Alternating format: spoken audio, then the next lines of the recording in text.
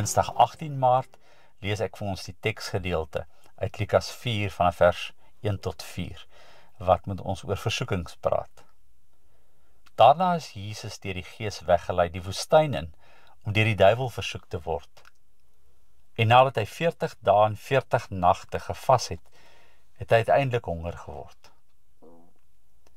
Hoe kan God in sy almag deur die duiwel versoek word? Dit is belangrik om eers 'n paar tree terug te gee en weer goed na te dink oor Jesus se menswees en die wyse waarop God deur Jesus deel kom raak het van ons eie menslike realiteit, waarop hy gekies het om lyding te kan beleef, om honger te kan beleef en dors te kan beleef, versoekings en selfsterflikheid.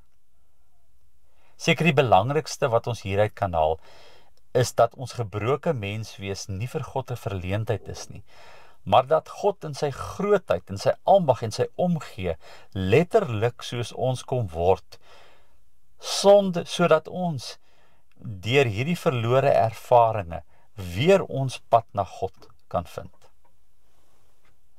Johannes 15 vers 15 praat van God as 'n vriend. Die lied is gegrond op die baie bekende Halleluja, die teks is gegrond op die baie bekende Halleluja, wat sing, wat 'n vriend het ons in Jesus. En dan sê die tweede strofe die volgende: as versoekings en beproewinge, of as kwellinge ons bedreig, laat ons nooit mismoedig word nie, laat ons bedes opwaarts styg. Nêrens is 'n vriend getrouer, as hy wat ons node weet. Jesus voel met al ons swakheid en wil deel in al ons leed. In die teksgedeelte in Lukas herinner ons daaraan. By watter versoekings en bekommernis bring hierdie lydenstyd jou uit? En hoe gaan ons dit hanteer? Lydenstyd bring ons deur hierdie 6 weke uit by 3 eenvoudige dissiplines. Om te vas, soos wat Jesus hier gedoen het, om te kan bid soos hy gedoen het, en om vrygewig te kan wees.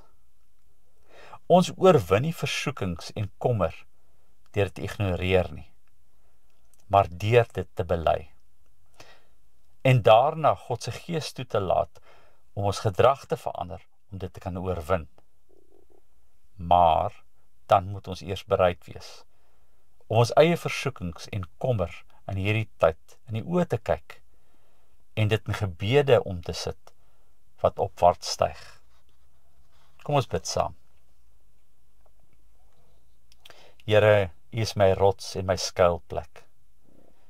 In 'n wêreld vol versoekings kom ek na U vir krag en leiding. U ken my hart. U weet van my stryd. Dikwels voel ek swak. Dikwels wankel ek. Maar U is my toevlug. Here, lei my voete op die regte pad. Help my om nee te sê vir dinge wat my van U af wegtrek. Gee my wysheid om versoekings te erken en die moed om hulle te weerstaan. Vul my met U Gees, sodat ek gefokus bly op U waarheid en liefde.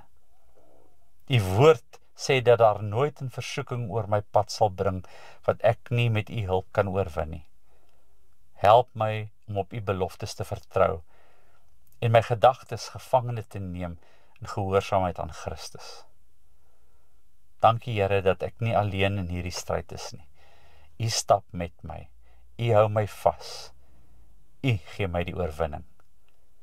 En ek prys U vir U genade en U getrouheid. Amen. Stellenberg Gemeente, oor grense heen.